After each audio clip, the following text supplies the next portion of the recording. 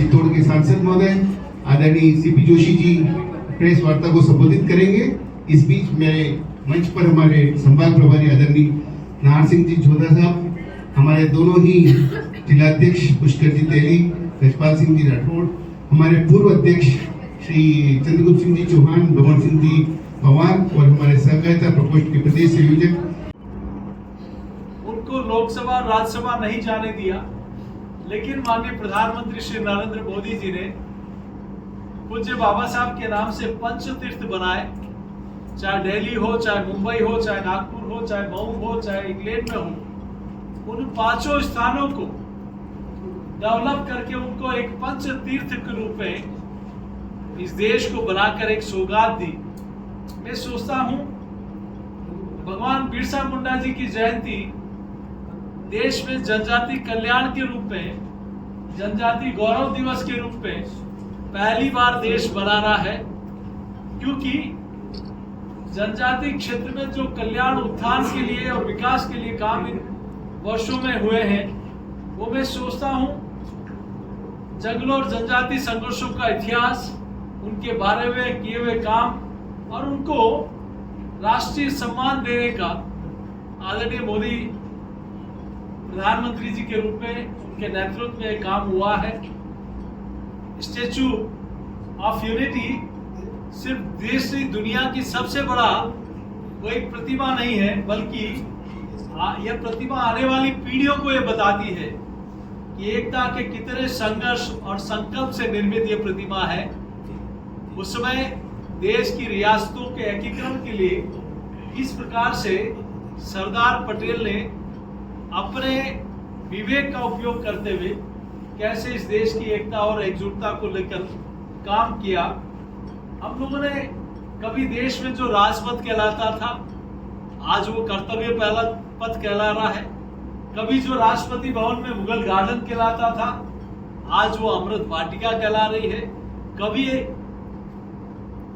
हमारा India gate पर George पंचम की प्रतिमा लगी थी, आज नेताजी सुभाष चंद्र बोस की प्रतिमा लगी है। ऐसे ही हमारे देश के जिन्होंने इस देश की आजादी से लेकर अनेक जिन्होंने महापुरुष हुए, उनको किस प्रकार से, जैसा कहा गया कि गुलामी की मानसिकता से मुक्ति और हमारी विरासत पर गर्व, माननीय प्रधानमंत्री जी ने अपने पंच प्रण में ये संकेत दिए थे और उसी के अनुरूप हमारी सरकार ने इस प्रकार के कई ऐतिहासिक निर्णय भी किए हैं। मैं सोचता हूं भारत माता का स्मारक सिक्का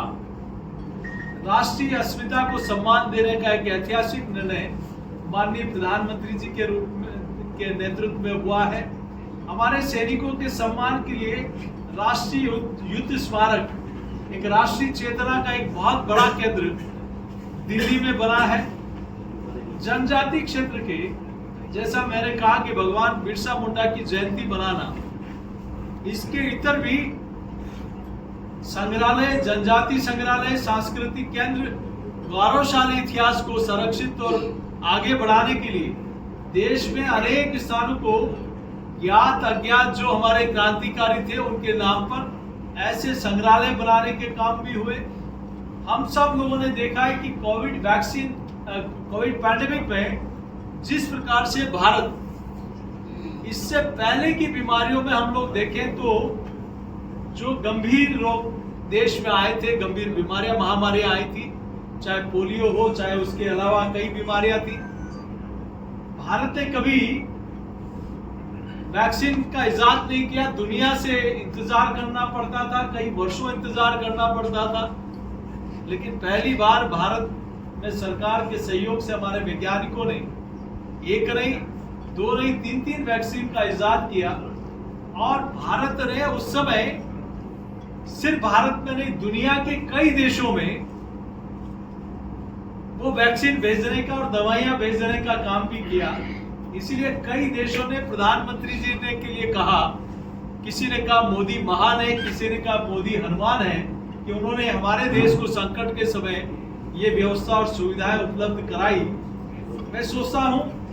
G20 की अध्यक्षता करना और 39 नए दूतावास की स्थापना करना, ये अपने आप में दर्शाता है, चाहे ब्रिक्स सम्मेलन में भारत अध्यक्षता कर रहा हो, G20 की अध्यक्षता कर रहा हो, ये पहली बार है कि भारत को इस प्रकार का गौरव दुनिया में देखने को मिला। मैं सोचता हूँ कि हमारी 768 दुर्लभ कलाकृतियों को दुनिया के देशों में उनको लेकर आना और 21 जून को योग दिवस के रूप में बनाना, दुनिया के सभी देश 193 देश भारत की आवाज, भारत के प्रधानमंत्री के आह्वान को मानते हुए 21 जून को आज योग दिवस के रूप में मनाते हैं। मैं समझता हूं कि आज योग हमारी जो संस्कृति है, हमारा जो वर्षों पुरानी जो हमारी विधा है, उसको आज दुनिया अपना रही है। हम लोग देखें तो माननीय प्रधानमंत्री जी को अमेरिका की स्थित data analysis firm morning consult का एक वैश्विक सर्वेक्षण कि नरेंद्र मोदी जी को 75% अप्रूवल रेटिंग के साथ दुनिया के सबसे लोकप्रिय नेता के रूप में ये दर्शाना, ये जाना जाता है कि देश ने दुनिया के एक ग्लोबल लीडर के रूप में माननीय नरेंद्र मोदी जी ने अपने आप को स्थापित किया है।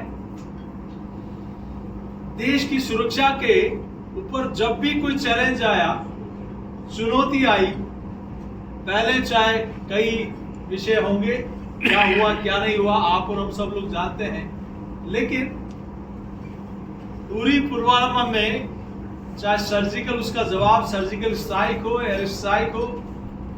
चाहे ऑपरेशन सिंदूर हो, दुश्मन देश के अंदर भी जाकर आतंकवादी ठिकानों को नष्ट करना, ये देश की जनता ने पहली बार देखा है। हमने देखा है कि बोडो और कई क्षेत्रों में एक रेड कॉरिडोर था, एक बड़ा एक नक्सलाइट एरिया था। देश को मैं सोचता हूं कि नक्सलवाद मुक्त करने का एक बहुत बड़ा काम इन 12 वर्षों में मोदी सरकार में ये हम सब लोगों ने देखा है। हम लोगों ने यह भी देखा है कि सरकार ने योजनाएं भी दी, उनका इम्प्लीमेंटेशन करने के लिए सरकारी सारा सिस्टम भी है, लेकिन जनता की भागीदारी उसमें कैसे हो, इसको लेकर भी सरकार ने एक बड़े पैमाने पर काम किया है।